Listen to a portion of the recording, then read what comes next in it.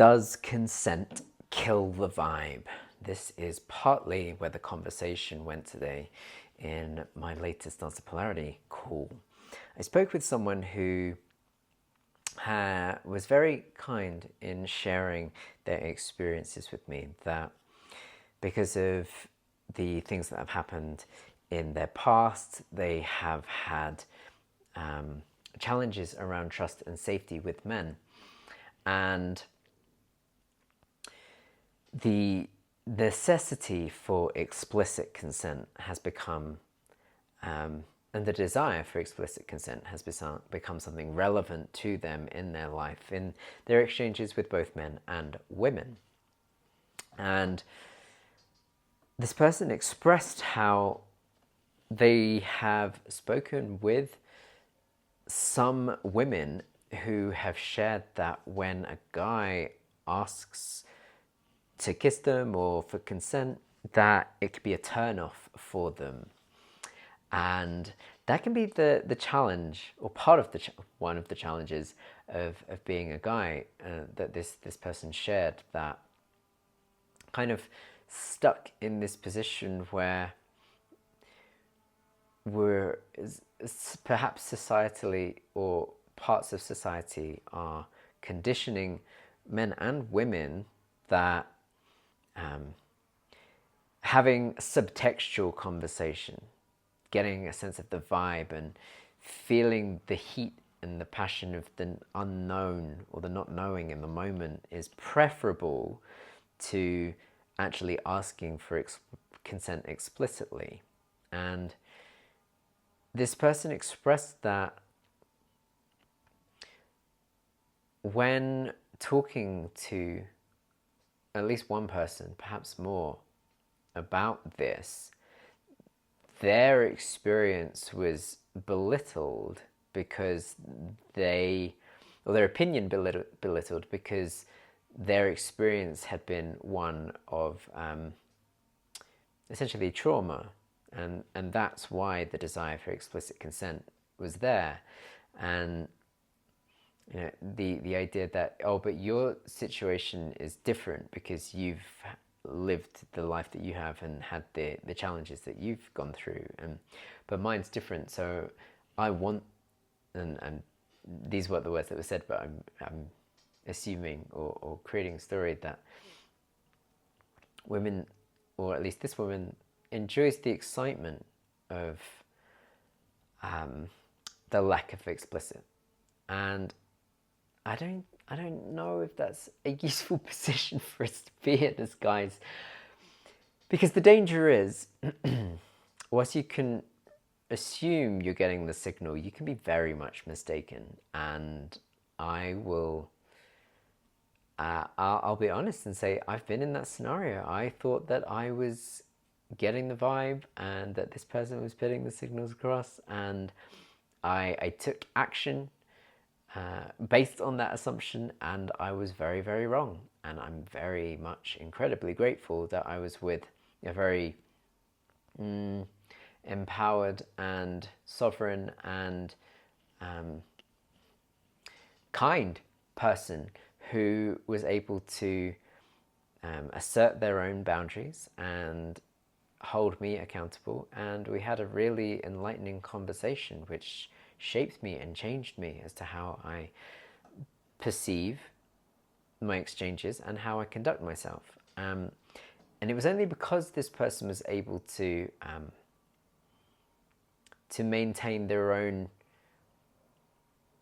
integrity that they were able to have this conversation with me. That exchange could have gone a million different ways,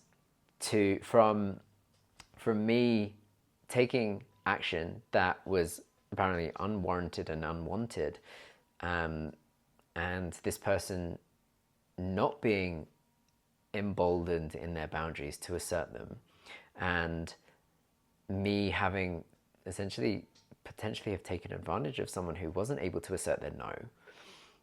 That could have been how that situation went, which would have been horrific for me. I don't like the idea of that being a possibility.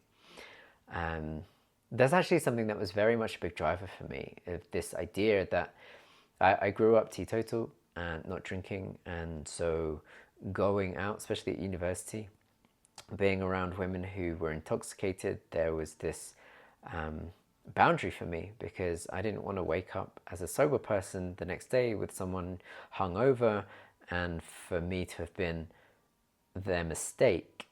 So I didn't really engage with anyone who was intoxicated, because for me that was out of integrity, and I'm grateful for that. And what this person was alluding to was that there are some men, and I imagine people in general, who won't hear a no and presume a yes. And one of the things that helps her feel safe, especially around men, is when they don't hear a no, they don't presume yes. That the lack of no, explicit no, doesn't imply yes. Only an explicit yes implies yes. And that's such a key distinction to make. Just because you haven't heard a no doesn't mean you have heard a yes. And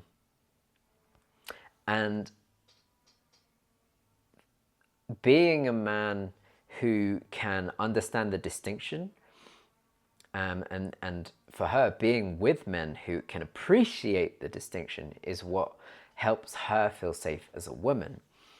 And I feel like we've perhaps grown up in a culture, or at least I have, and from my conversations others have too, where we're encouraged to have these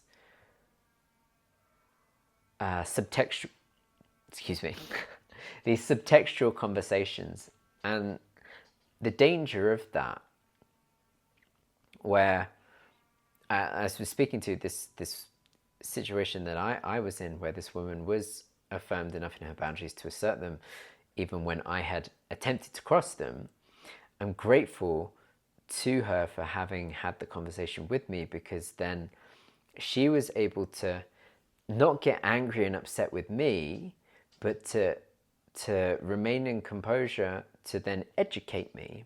And I'm grateful for that, because without it, I could have presumed that she was just... Yeah, exactly. So rather than having subtextual conversations, as we're conditioned to do, pick up on signals, she says she's being in situations where people are wanting things to go a particular way and have an expectation to, because of the subtext of what's communicated rather than the actual explicit communication. And this idea that explicit communication is a turn off or can kill the mood, I think it's actually more just how it's done. It can still be seductive and explicit. It just requires practice and having the right skill to be able to do that. And I think one of the ways to do that is you can be explicit, but the energetic and the language that you use, and the eye contact that you use, can help promote it being more seductive than it needing to take away from the mood. And maybe this is something that you've experienced yourself. If you're a guy watching this, you perhaps have a lack of wanting to be forthright, or not knowing how to, or having done so and been direct in the past and it have not gone so well. This was part of what I shared, where I expressed with her, well, being so open and honest is vulnerable. And I think this is partly why a lot of people don't do it. It's because if I express my desires and I'm denied, then that could be hurtful. But if I subtextually express my desires and they're not picked up on, then I don't have, that's not so hurtful, because it's not it's not an outright rejection. It's just, oh, they didn't get it, or we didn't vibe. So how can we create safety in order to invite honesty? And I think that's part of the conversation for both men and women. So if you're a man, how can you show up in a way where you can be direct, in a way that allows a woman to feel safe to say no, and in feeling safe to say no, knowing they know they're capable of saying no because it won't hurt you as the man.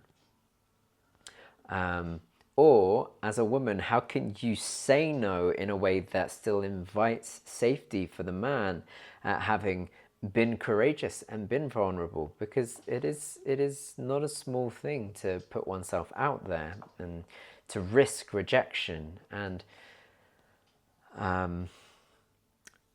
to be aware of that as a woman and as a man, when a woman is forthright and direct.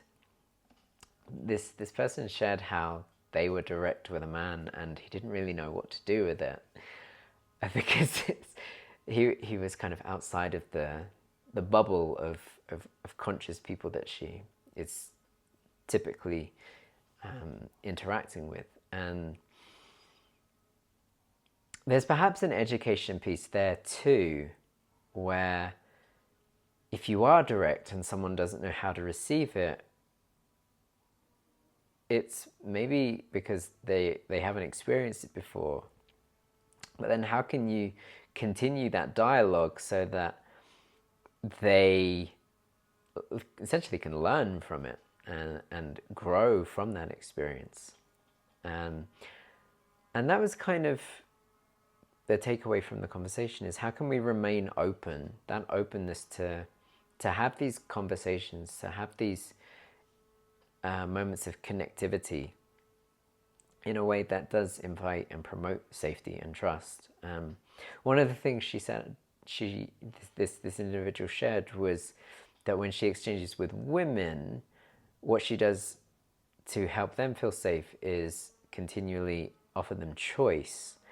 And I think it stuck with me, and I'm still processing why it is that offering someone choice in that moment, so it empowers them.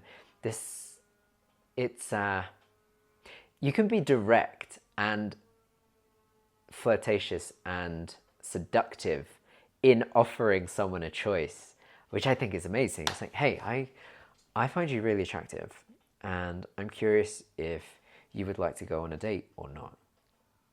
That is being direct, is being seductive, hopefully. But it's also offering someone a choice. It's not saying, I want to take you on a date. And it's empowering someone with their own sovereign choice, but doing it in a way that's from an empowered position. I think that is a very powerful skill to acquire, and is a wonderful way to promote safety, because it empowers someone with choice. And I think part of that is allowing them to fully embody their no and know that it's safe to do so. This is one of the conversations I had previously with someone, is that they don't feel safe to say no to men. And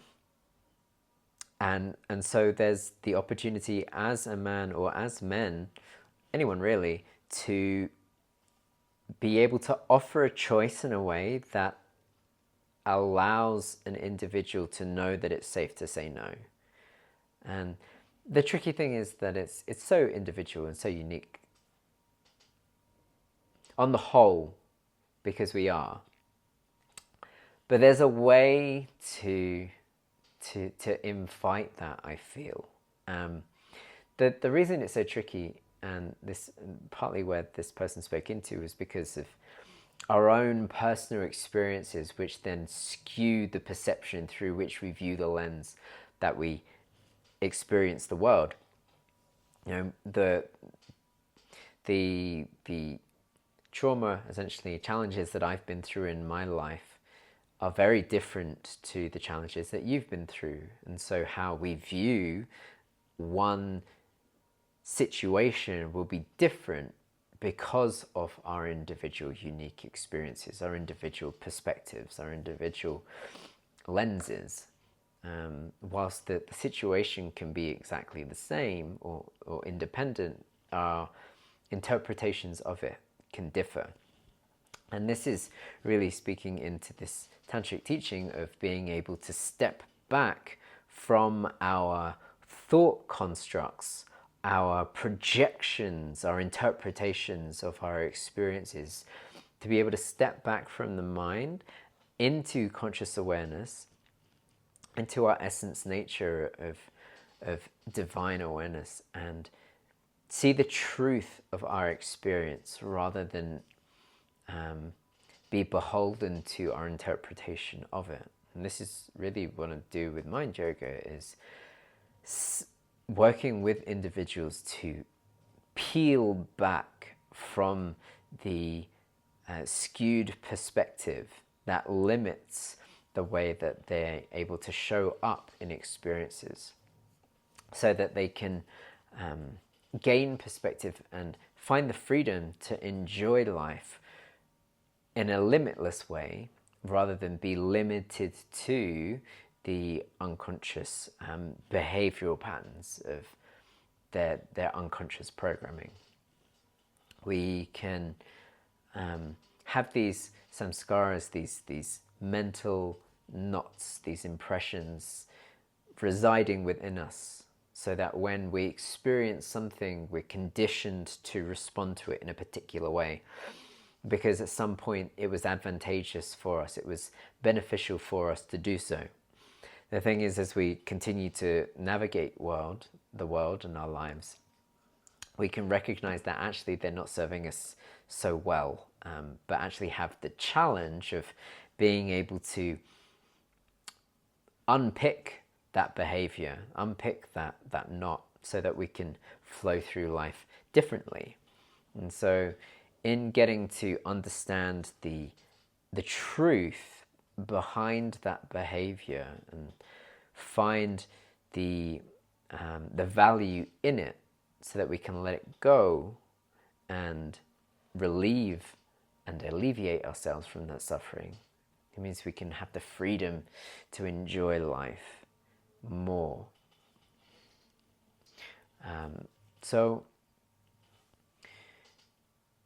if you recognize that this is an experience that you've had of not wanting to kill the mood, or not wanting someone else to kill the mood by being explicit or by being direct in their wants, needs and desires, then it may be that there are past experiences. Even if you haven't had a negative experience, there's past conditioning which is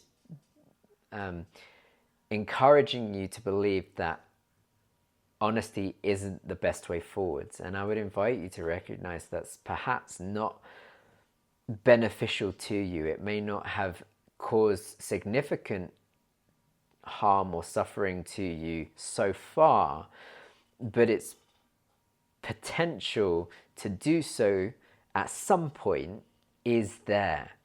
And being able to resolve any of those unconscious programs to then empower you to enjoy life honestly and truthfully, to be able to witness the choice that's present to you in any given moment and find the empowerment to experience it through loving awareness, then I invite you to either comment that this has been your experience, or reach out if you're ready to live a life of freedom.